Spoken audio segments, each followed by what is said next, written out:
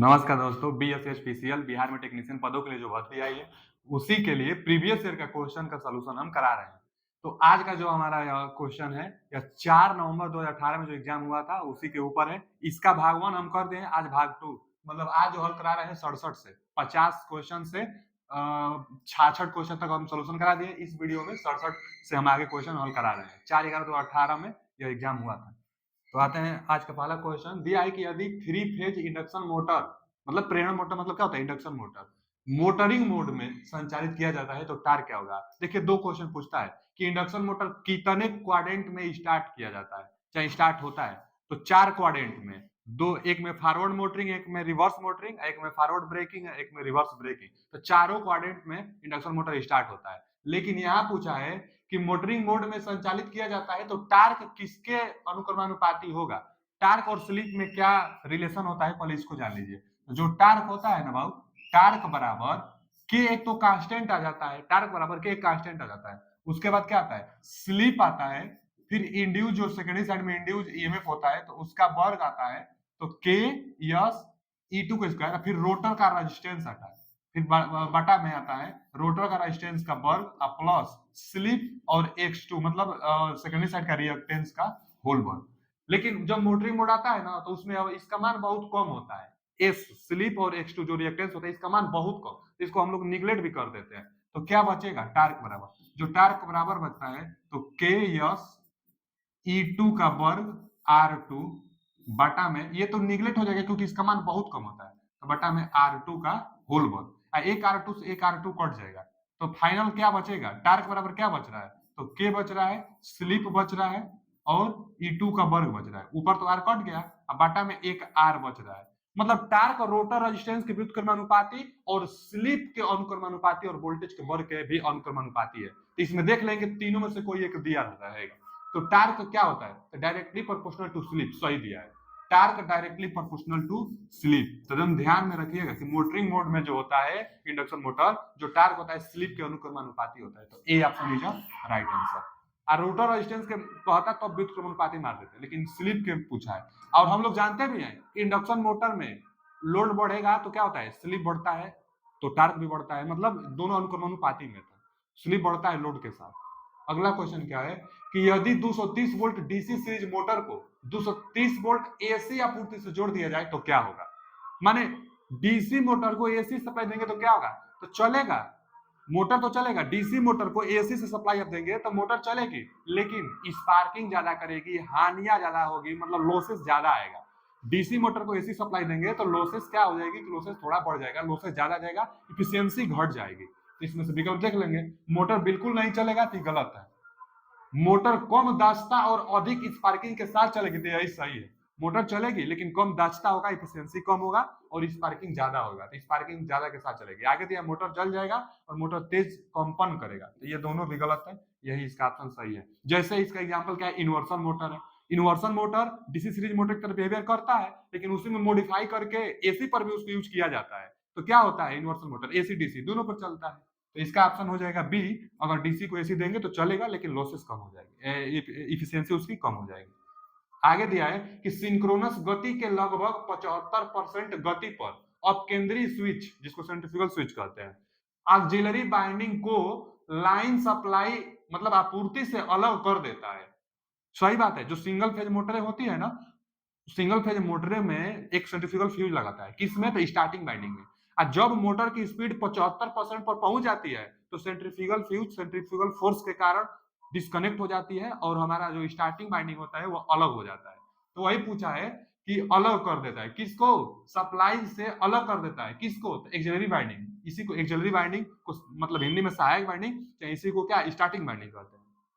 तो starting binding को supply से अलग कर देता है सेंट्रीफ्यूगल स्विच।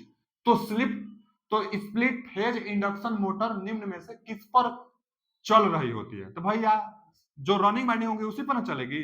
जो एक्सिलरी बाइंडिंग होगी, जो स्टार्टिंग बाइंडिंग होगी वो अलग हो जाएगी, तो किस पर चलेगी, तो चलेगी रनिंग बाइंडिंग पर। A option is right answer. इसका हम इमेज भी बना देते हैं। देखिए क्या होता है ना कि सप्लाई आएगी तो एक होगा यहाँ पर, इसी को हम मान लेते हैं कि यह जो है यह मेन बाइंडिंग है। मेन बाइंडिंग को हम लोग बोल सकते हैं रनिंग बाइंडिंग, इसी पर रन करती है। जो रनिंग बाइंडिंग होती है इसका रेजिस्टेंस कम होता है, मतलब टर्न कम होगा, मोटा वायर होगा। एक और होता है जिसको हम लोग कहते हैं एक्सिलरी बाइंडिंग। एक्सिलरी बाइंडिंग चाहे क्या कह सकते हैं, इसी को हम लोग स्टार्टिंग बाइंडिंग, स्टार्ट करने के लिए बनाई जाती है। यहाँ पर होता है रोटर, स्टार्टिंग बाइंडिंग चाहे एक्सिलरी बाइंडिंग, इसी के सहारे अब अलग अलग विभिन्न प्रकार के होते हैं। कैपेसिटर कभी लगेगा, कभी कैपेसिटर परमानेंट रहेगा, कभी डिस्कनेक्ट हो जाएगा। तो अब इंडक्शन मोटर जो होता है कई प्रकार का होता है, तो उसमें अलग अलग टाइप है, लेकिन एक स्विच लगा रहता है जिसको हम लोग क्या कहते हैं, सेंट्रीफ्यूगल स्विच। कैपेसिटर रहेगा अथवा नहीं रहेगा वो अलग बात है, लेकिन एक स्विच लगा रहता है, इस स्विच को कहते हैं सेंट्रीफ्यूगल स्विच। तो यही है कि जो सेंट्रीफ्यूगल स्विच है ना, और केंद्रीय स्विच ऑक्सिलरी बाइंडिंग सप्लाई से अलग कर देता है। क्या है ऑक्सिलरी बाइंडिंग, इसको सप्लाई से अलग कर देता है। कब करता है, जब 75% पर जाती है तब। तो ये अलग हो जाता है। तो किस पर काम करता है, तो मेन बाइंडिंग पर चाहे रनिंग बाइंडिंग पर। तो रनिंग बाइंडिंग पर काम करता है। एक सवाल और पूछता है कि जो रनिंग बाइंडिंग होती है, रनिंग बाइंडिंग, और एक जो होती है स्टार्टिंग बाइंडिंग, चाहे इसी को हम लोग क्या कहते हैं, एक्सिलरी बाइंडिंग, तो इन दोनों के बीच में कितना अंश का एंगल होता है, तो 90 डिग्री का एंगल होता है। देख लीजिए, दोनों के बीच में 90 डिग्री का एंगल होता है। किसका रेजिस्टेंस ज्यादा होता है, तो स्टार्टिंग बाइंडिंग का रेजिस्टेंस ज्यादा होता है। आते हैं अगले क्वेश्चन की तरफ। जो अगला क्वेश्चन है कि खिलौने में निम्नलिखित में से कौन सा मोटर प्रयुक्त किया जाता है। तो खिलौना में शेडेड, हम लोग जानते हैं पहला ही है shaded pole motor. Shaded pole में क्या होता है, एक शेडेड रिंग बना दी जाती है। यह सेल्फ स्टार्टेड भी होता है। सिंगल फेज जो मोटर होती है सेल्फ स्टार्टेड नहीं होती है, जबकि जो शेडेड पोल होता है यह सेल्फ स्टार्टेड होता है। क्यों, क्योंकि जो पोल होता है ना इसका, देखिए जैसे इसका जो पोल होता है यहां से और ये, तो यहां से ये पोल होता है, लेकिन इसी पोल में एक कट कर दी जाती है। अब पोल में कट करके यहाँ भी एक क्या, एक रिंग लगा दी जाती है। इसमें तो बाइंडिंग होता ही है, तो इसका फ्लक्स जो आएगा इस रिंग के कारण भी एक फ्लक्स बनेगी, एक रिंग के कारण भी फ्लक्स बनेगी। इधर क्या है, अनशेडेड है, यह क्या है शेड, इसको शेडेड पार्ट कहते हैं। तो यहाँ भी एक फ्लक्स बनेगी, इसके कारण एक फ्लक्स बनेगी, दो फ्लक्स बनेगी, इंटरसेक्ट करेगी, तो क्या सेल्फ स्टार्टेड या मोटर को बना देता है। लेकिन हाँ, इसका प्रयोग खिलौना में किया जाता है। क्यों, क्योंकि जो इसका होता है शक्ति, मतलब रेटिंग, तो 50 वाट से 135 वाट के लिए बनाई जाती है। बहुत कम वाटेज का होता है, इफिशियंसी बहुत कम होती है, टार्क बहुत कम होता है इसका, इसलिए खिलौनों में या छोटे छोटे यंत्रों में इसका प्रयोग किया जाता है। तो और पूछता है ना कि शेडेड पोल की गति किस से किस दिशा में होती है, तो अनशेडेड से शेडेड की ओर इसकी गति भी होती है, यह भी क्वेश्चन पूछता है। तो अनशेडेड से शेडेड की ओर शेडेड शेडेड पोल जो मोटर होता है इसका डायरेक्शन होता है। तो कहाँ प्रयोग इसका किया जाता है, तो खिलौने में प्रयोग किया जाता है। तो शेडेड पोल मोटर का जो इफिशियंसी कम होता है, टॉर्क कम होता है, शक्ति कम होती है, वो रेटिंग कम होता है शेडेड पोल मोटर का। अगला क्वेश्चन क्या है कि स्प्लिट फेज इंडक्शन मोटर के स्टेटर में दो समांतर बाइंडिंग प्रदान की जाती है। स्प्लिट फेज एक सिंगल फेज मोटर है, उसमें दो बाइंडिंग की जाती है। हम अभी कुछ मिनट पहले ही बताए हैं कि सिंगल फेज में दो बाइंडिंग होती है, पैरेलली दो बाइंडिंग होती है। कौन कौन, एक रनिंग बाइंडिंग एक स्टार्टिंग बाइंडिंग, दोनों 90 अंश कोण पर होते हैं। अभी पीछे हम दिखाए हैं। अच्छा, आगे क्या बोल रहा है, दो समांतर बाइंडिंग प्रदान की जाती है, ठीक है, दो बाइंडिंग की जाती है, एक दूसरे से कितनी कोणीय दूरी पर होती है, 90 अंश कोण पर होती है, हम अभी बताए हैं। तो 90 अंश, पहला ही ऑप्शन सही है। 90 अंश इलेक्ट्रिकली डिग्री पर दोनों बाइंडिंग होती है। देख लीजिए यहाँ पर हम दिखाए थे आपको, देखिए यहाँ पे यही ना हम बनाए थे कि क्या था, एक रनिंग बाइंडिंग एक स्टार्टिंग बाइंडिंग, दोनों कितना डिग्री पे होते हैं, 90 डिग्री पे होते हैं। तो यही क्वेश्चन पूछा था। तो आते हैं अगले क्वेश्चन की तरफ। कितना डिग्री मारेंगे, ए आप मारेंगे इलेक्ट्रिकली 90 डिग्री का कोण बनाता है। अगला क्वेश्चन क्या है, तो अगला क्वेश्चन है कि 1500 आरपीएम पर चलता हुआ एक दो पोल सिंक्रोनस मोटर किस आवृत्ति पर ईएमएफ उत्पन्न करता है। फॉर्मूला एक आता है एकदम छोटा सा, सिंक्रोनस स्पीड बराबर 120 एफ बटा में पी। मान भर देंगे, मान भर दीजिए, क्या है मान, सिंक्रोनस स्पीड भी दिया 1500 आरपीएम, चलिए यहां भर देते हैं, 1500 आरपीएम दिया, कितना दिया है 1500 आरपीएम, ठीक है जी, 1500 आरपीएम दिया है, और आगे 120 फ्रीक्वेंसी पूछा है हमसे ना कि उत्पन्न क्या किस आवृत्ति पर, तो फ्रीक्वेंसी पूछा है। अब बटा में पोलों की संख्या दिया है, दो पोल, तो दो भर देंगे। अब देखिए यहां से एक हटा देंगे, तो दो छक्का 12, 60, तो फ्रीक्वेंसी निकालने के लिए 60 इसके बटा में आएगा, तो ए बराबर क्या आएगा, यहाँ से 60 बचा है, तो 1500 बटा में 60 आ जाएगा।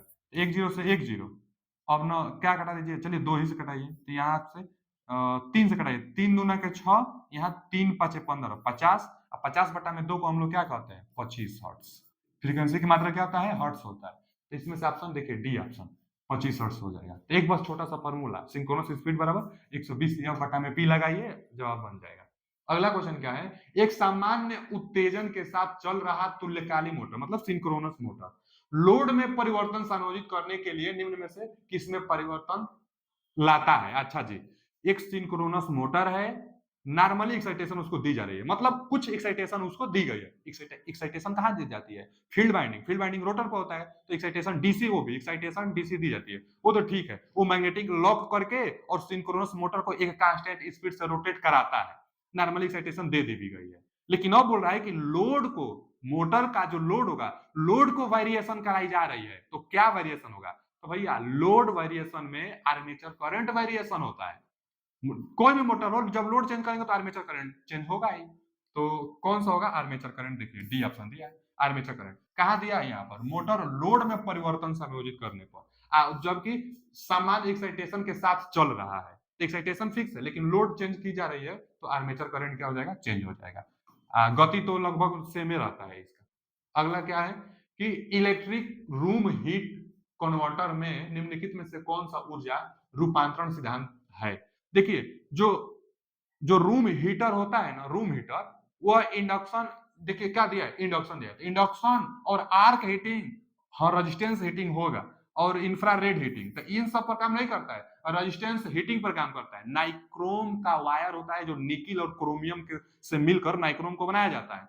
तो नाइक्रोम वायर हीटर वोटर में भी, जो पहले जो हीटर आता था, अब तो इंडक्शन हीटर आ गया है। तो इंडक्शन हीटर आप देखते होंगे, इंडक्शन हीटर में हीट बाहर नहीं बनता है, तो रूम को कैसे गर्म कर पाएगा? जबकि बोला है रूम हीटर, रूम हीटर यहाँ बोला है। जब रूम हीटर बोला है तो नाइक्रोम वायर का हीटर प्रयोग करते हैं, जो कि एक हाईली रेजिस्टेंस होता है और जूल के नियम पर काम करता है। हीट बराबर क्या होता है? I square R T. तो नाइक्रोम का रेजिस्टेंस भी ज्यादा होगा और धारा फ्लो होगी तो धारा का वर्ग के अनुक्रमानुपाती हीट होता है, यह जूल का नियम है। I square R T resistance heating के कारण रूम हीटर काम करता है, तो रेजिस्टेंस हीटिंग के कारण नाइक्रोम वायर का रेजिस्टेंस ज्यादा होता है, रेजिस्टेंस हीटिंग। अगला क्या है? अगला है कि निम्नलिखित किस प्रकार के बाइंडिंग का इस्तेमाल आजकल डीसी मशीन में नहीं किया जाता है? देखिए, लैप बाइंडिंग होता है डीसी मशीन में, लैप बाइंडिंग होता है। लैप बाइंडिंग का प्रयोग कम वोल्टेज और हाई करंट के लिए की जाती है। इस क्यों? क्योंकि इसमें जो पैरेलल पाथ की संख्या होती है, ए पी पोलो की संख्या के बराबर होती है, तो जितना पोल रहेगा उतना पैरेलल पाथ, तो सब मिलाकर करंट का मान बढ़ जाता है। तो लैप बाइंडिंग में क्या होगा? करंट का मान ज्यादा होता है और वोल्टेज का मान कम होता है, तो इसका प्रयोग किया जाता है। एक आता है डुप्लेक्स लैप बाइंडिंग, तो जब लैप का हो रहा है तो डुप्लेक्स का तो होगा ही, तो डुप्लेक्स लैप बाइंडिंग का भी प्रयोग हो रहा है। आगे दिया है ग्राइमे रिंग बाइंडिंग, तो इसका प्रयोग अब नहीं, अब तो पढ़ाया भी नहीं जाता है, सिलेबस में भी नहीं देता है इसको। तो यही यही सही होगा इस क्वेश्चन का, कि डीसी मशीन में नहीं किया जाता है। किस बाइंडिंग का आजकल डीसी मशीन में प्रयोग नहीं किया जाता है? तो ग्राइमे रिंग बाइंडिंग का प्रयोग डीसी बाइंडिंग में नहीं किया जाता है आजकल, जबकि वेव बाइंडिंग का प्रयोग किया जाता है। वेव बाइंडिंग हाई वोल्टेज के लिए किया जाता है। इसमें जो पाथों की संख्या होगी दो फिक्स होता है, तो आप कितना भी पोल बढ़ा लीजिए, पैरेलल पाथ की संख्या दो, तो करंट इसमें फिक्स रहेगा, लेकिन वोल्टेज का मान बढ़ता जाता है। तो वेव बाइंडिंग होती है, इसमें वोल्टेज का मान बढ़ता है, पैरेलल पाथों की संख्या दो होती है। जबकि लैप बाइंडिंग में करंट का मान बढ़ता है। क्यों? क्योंकि पैरेलल पाथ पोल की संख्या के बराबर होता है। किसका प्रयोग नहीं किया जाता है? तो सी ऑप्शन का प्रयोग नहीं किया जाता है, तो C option is a right answer. अगला क्वेश्चन क्या है? आर्मेचर की बाइंडिंग के इमिग्रेशन के लिए किस प्रकार का इंसुलेटिंग पदार्थ का प्रयोग किया जाता है? आर्मेचर बाइंडिंग में किस प्रकार के इंसुलेशन का प्रयोग किया जाता है? भैया, जो इंसुलेशन होता है ना बाइंडिंग के, वो जो वायर होते हैं उस पर, जैसे कॉपर वायर होता है, तो वार्निश लगाया जाता है। क्यों? क्योंकि उतना टर्न की संख्या में जो वायर होती है एक ही स्लॉट में भर दी जाती है, और जब पूरा वायर एक ही स्लॉट में भरा जाता है तो कहीं शॉर्ट सर्किट न कर जाए, शॉर्ट सर्किट न करे, इसलिए उस पर वार्निश का लेप होता है, जो कि इंसुलेटेड का कार्य करता है। प्रत्येक वायर जो होती है, कॉपर का वायर देखते होंगे, जो मिस्त्री लोग होते हैं क्या करते हैं, चाकू छुरा से थोड़ा जब कनेक्शन करना होता है ना, तो उसको घर्षण देते हैं, तो वही वार्निश को छुड़ाते हैं, वार्निश को हटाते हैं। वो जो वार्निश लेप होता है इंसुलेटेड के लिए लगाई जाती है, उसको हटाते हैं वो, तो वार्निश का लेप किया जाता है। इंसुलेटिंग पदार्थ किसका प्रयोग किया जाता है? तो वार्निश का, यानी baking varnish. D option is right answer, क्योंकि शॉर्ट सर्किट से बचाना है। दिया भी है ना कि which of the following insulating material, कौन सा इंसुलेटिंग मटेरियल प्रयोग किया जाता है? तो वार्निश, बेकिंग वार्निश का प्रयोग किया जाता है, क्योंकि शॉर्ट सर्किट न करे कॉपर बाइंडिंग। अगला क्या है कि हेलिकल क्वाइल का इस्तेमाल आमतौर पर किसके लिए किया जाता है? जो हेलिकल क्वाइल होते हैं उसका प्रयोग किसके लिए किया जाता है? तो जो हेलिकल कॉइल होते हैं ना भैया, हेलिकल हेलिकल मतलब ना हेलिक्स होता है, देखिए ऐसे आकृति, इसी को हेलिक्स कहते हैं, हेलिक्स।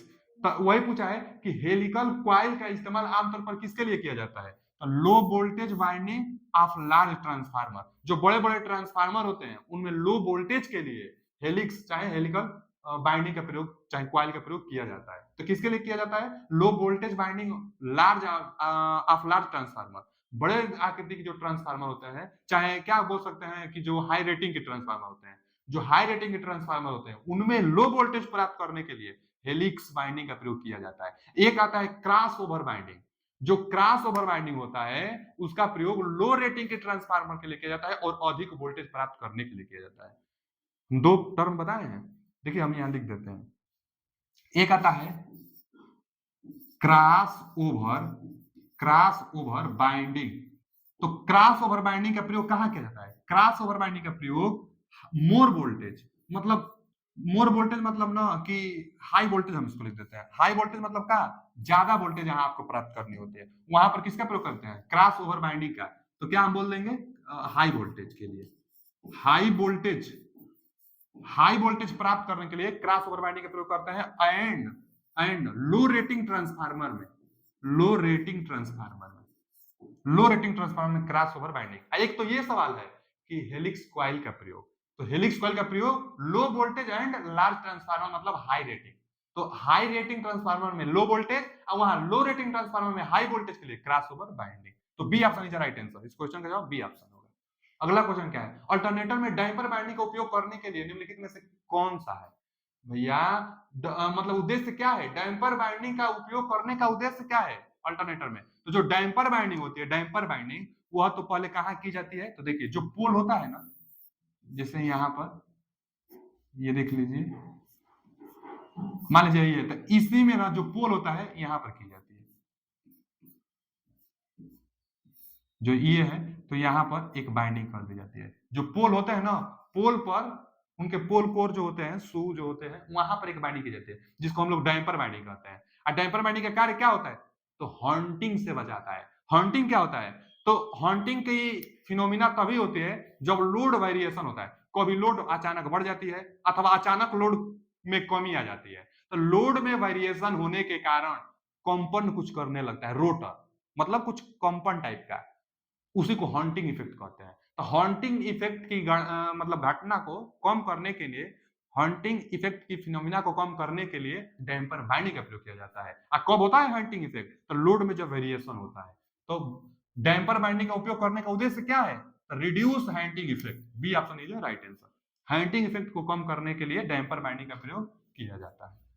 अगला क्वेश्चन क्या है कि निम्नलिखित कथनों में पढ़ें और सही विकल्प का चुनाव करें। सही विकल्प का चयन करना है। पढ़ लेते हैं विकल्प, दो दिया है। तो तुल्यकाली मोटर्स मतलब सिंक्रोनस मोटर में प्रयुक्त short pitch binding coil, short pitch coil विरूपित मतलब डिस्टोर्शन हार्मोनिक्स को कम करते हैं। सही बात है।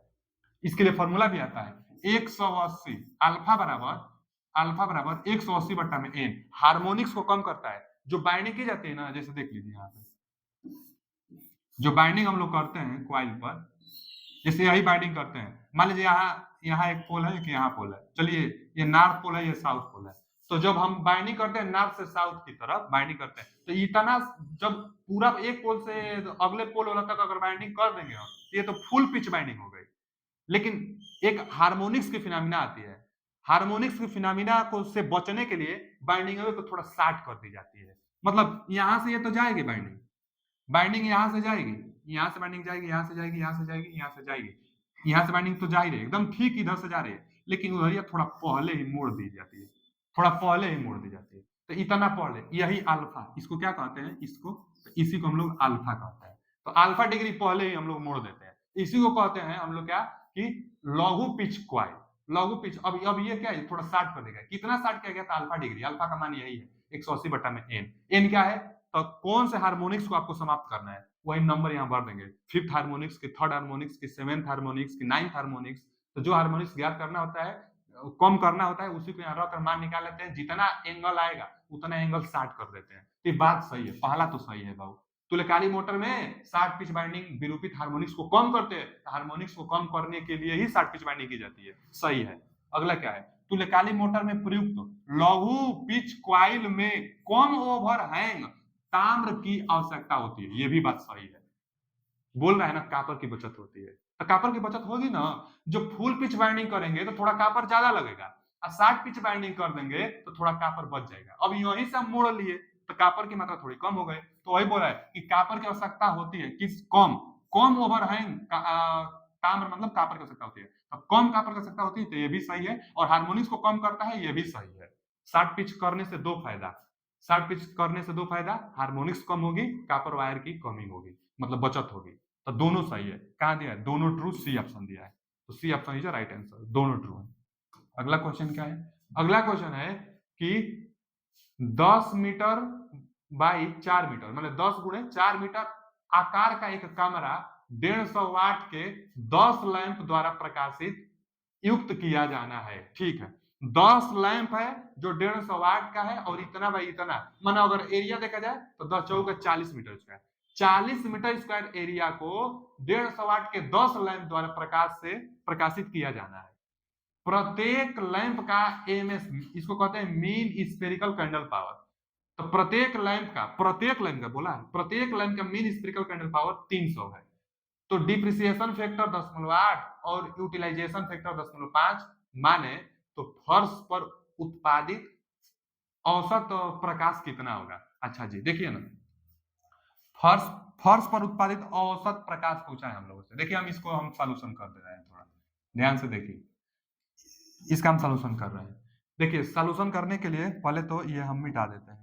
अब आपको ना फॉर्मूला बस आना चाहिए, फॉर्मूला पता रहेगा तो आप सॉल्यूशन कर लेंगे। पूछा क्या है कि प्रतिदीप्त औसत प्रकाश कितना होगा, फर्श पर कितना प्रतिदीप्त प्रकाश पड़ रहा है, तो इसके लिए जो फॉर्मूला आएगी, मेन जो पूछा है वो फॉर्मूला आएगी ई बराबर, ई क्या है, इल्यूमिनेंस, सरफेस पर कितना प्रकाश पड़ रही है इसी को इल्यूमिनेंस कहते हैं। तो ई इल्यूमिनेंस बराबर टोटल फ्लक्स, जो 10 लैंप दिया है सवाल में, 10 लैंप द्वारा उत्सर्जित टोटल फ्लक्स बटा में एरिया से भाग देंगे, बटा में एरिया से भाग देंगे, तो हमारा क्या आ जाएगा, औसत प्रकाश कितना होगा वही आ जाएगा।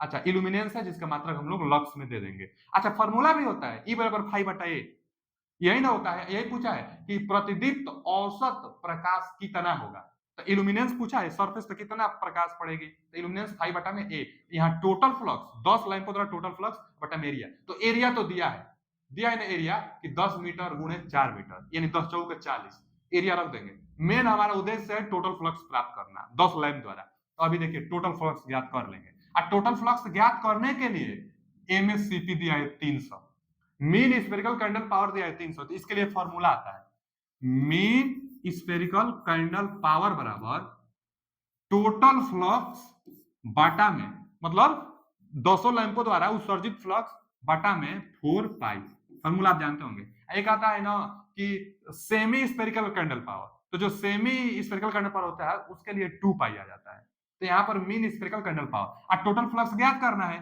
तो चलिए हम टोटल फ्लक्स यहाँ ज्ञात कर ले रहे हैं। अब इसका गुणा कर दे रहे हैं, तो मीन स्फेरिकल कैंडल पावर दिया है ना 300, लेकिन एक बात है, यह 300 जो दिया है वह प्रत्येक लैंप का दिया है, हमारे पास 10 लैंप है, देखिए ना कहा है कि 10 लैंप है, तो इसलिए 10 का गुणा कर देंगे। अब ये मीन स्फेरिकल का मान भर लिए, अब गुणे 4 पाई, 4 पाई, पाई को पाई रहने देते हैं, चाहे इसका मान 3.14 भी रख सकते हैं, तो इसको गुणा कर लेंगे, 4 तिहाई 12, 1 2 3 3 जीरो, 4 तिहाई 12 3 जीरो, 1 पाई है, तो टोटल फ्लक्स है यहाँ, टोटल फ्लक्स तो इतना आ गया 12,000 पाई। अब इसको यहाँ पर हम लोग क्या कर देंगे, मान भर देंगे, तो मान भर देते हैं, मान भर देंगे कितना आ जाएगा, तो 12,000 पाई बटा में एरिया कितना है जी 40 है ना, देखिए 10 मीटर गुणे 4 मीटर दिया है, तो कितना आ जाएगा एरिया 40 मीटर आ जाएगा।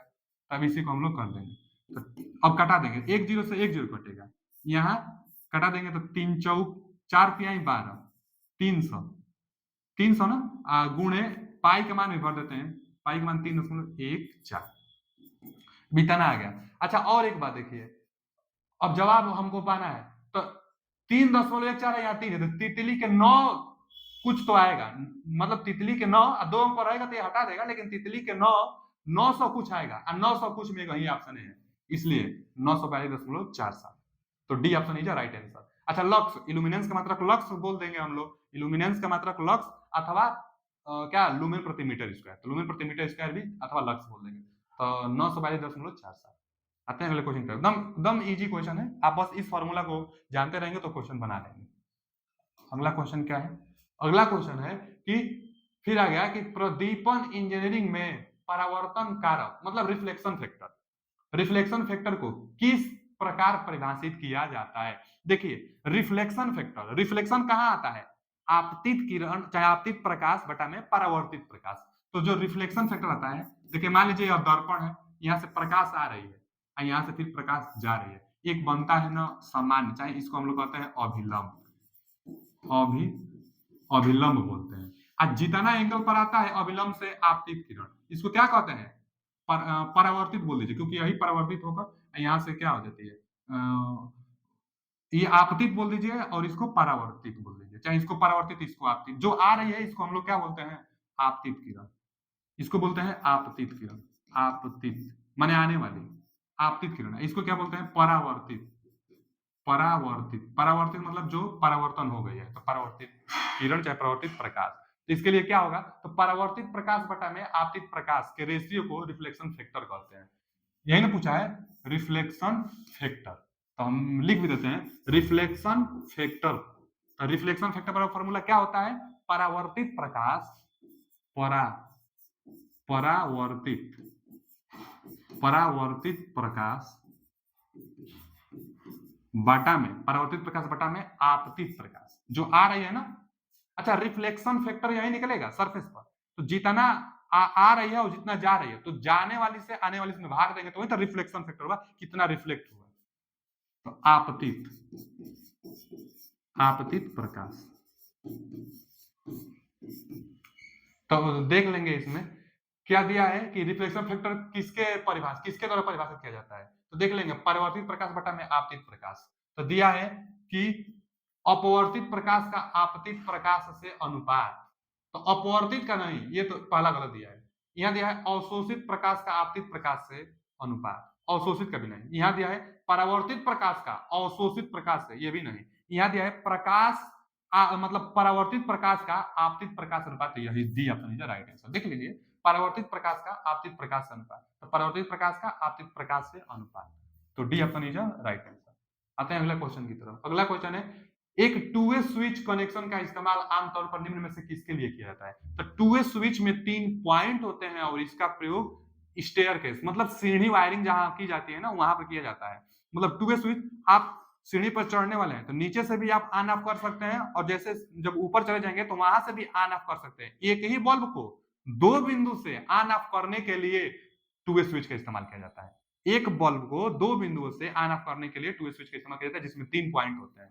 तो कौन सा होगा? स्टेयरकेस वायरिंग, यानी ए ऑप्शन, सीढ़ी की वायरिंग के लिए। तो आज के लिए इतना ही, मिलते हैं अगले वीडियो में। थैंक यू, धन्यवाद।